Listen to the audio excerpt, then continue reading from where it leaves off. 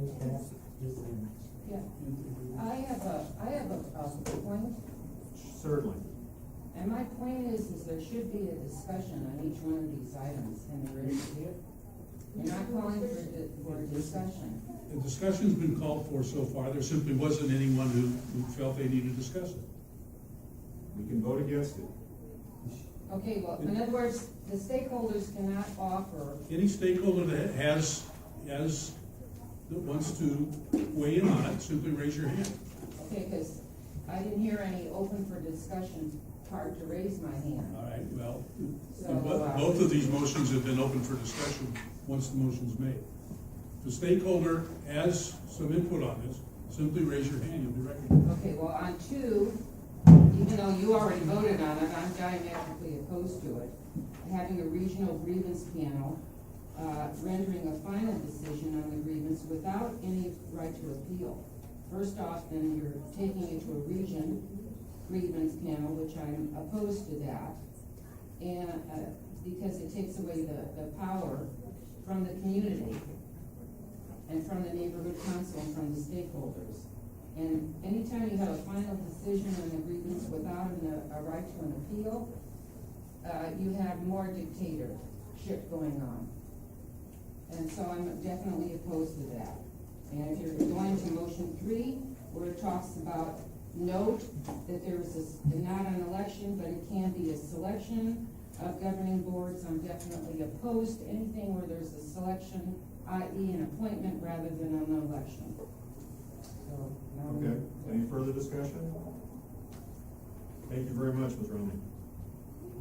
All right, we'll go for a vote on motion number 3. All those in favor, please signify by saying aye. Aye. All opposed? Who seconded that? Bonnie. I did.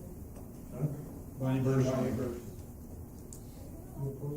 No, I seconded it. Okay, any extensions on number 3? Brad, I'd just like to clarify something for Linda, because our board uses an election, not a selection, and there's only a handful of councils that use a selection, so. Right, I this is- understand, yeah, but this is it states specifically under the asterisk that it can be a selection process, and I'm diametrically opposed to a selection process. Well- I'm not attacking this neighborhood council. If I may, just please respond. Just to respond to that, Linda, it's called a selection process, but what it is actually an open vote in a town hall type meeting. So the board of directors are elected. They're elected in an open vote at a town hall type meeting. It's different form. So it's not gonna loss a quorum or anything. No. No, in other words, you might have 50 stakeholders show up and they would vote on it at that meeting. Granada North did a selection. They did a selection last time. Go ahead, sorry. Thank you, that's all right. Okay, could I get a motion to support motion 4? Thank you, by Ross, seconded? By Bonnie. Okay, please read it, and then if you have any discussion, please raise your hand.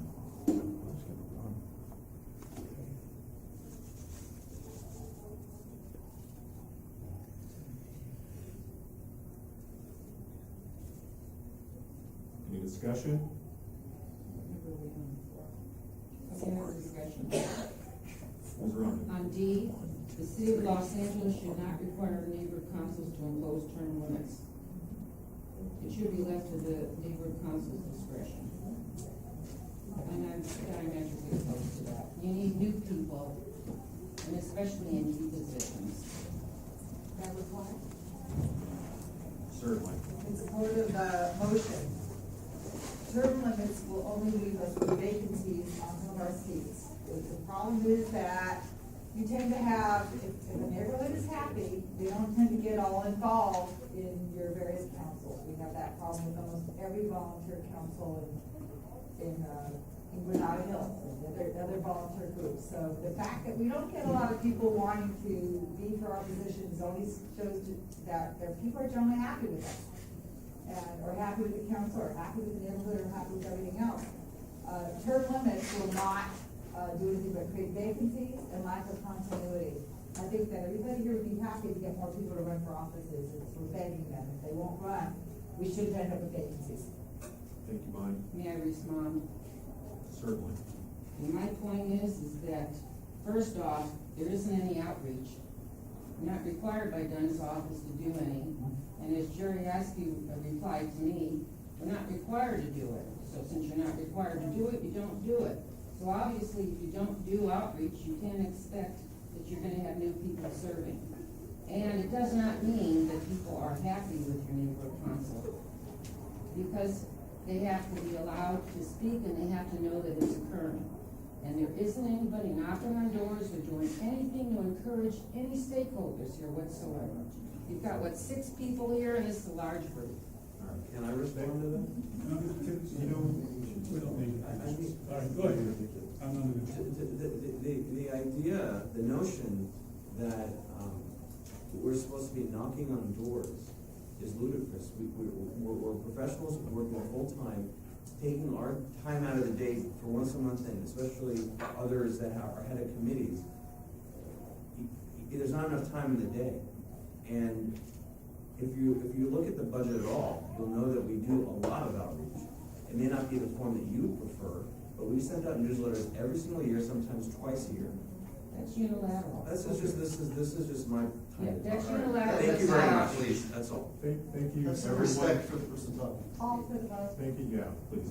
I have a point of clarification. I did not say that we don't do outreach, so I'd like to have that on record. Okay. Secretary, please note that from Mr. Askew. Okay, having said that, do we have a, let's see, all those in favor of motion 4, please signify by saying aye. Aye. Any opposed? Any abstentions? Thank you very much. Okay, motion 5, may I have a motion to support motion I move 5? to support number 5. Second. Bonnie and Dave. Okay. Please take a moment to read it, just as go over to the next page. No, sorry. No, it doesn't. Yeah. Sorry, it's not the read.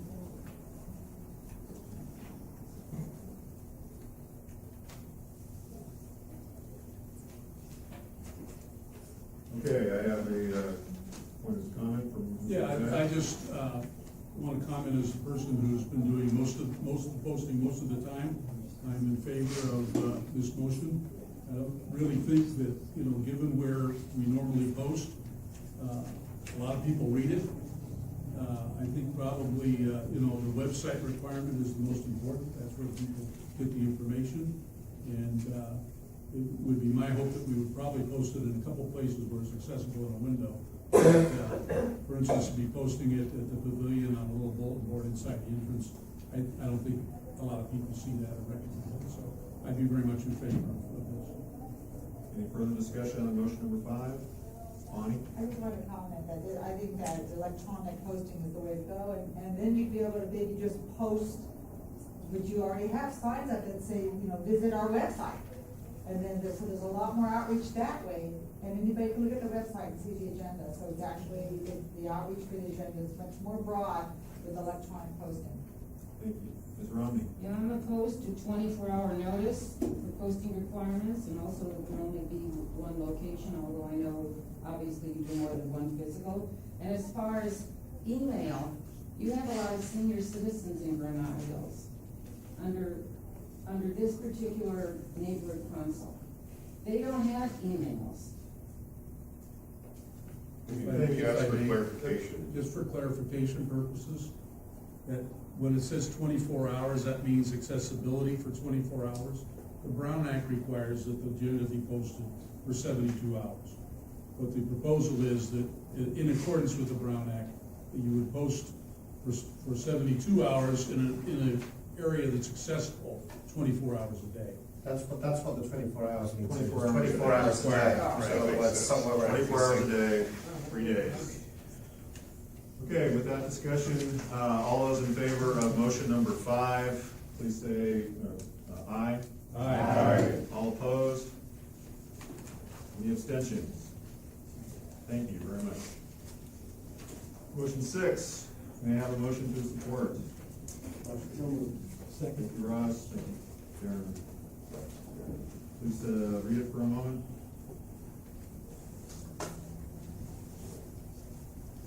Any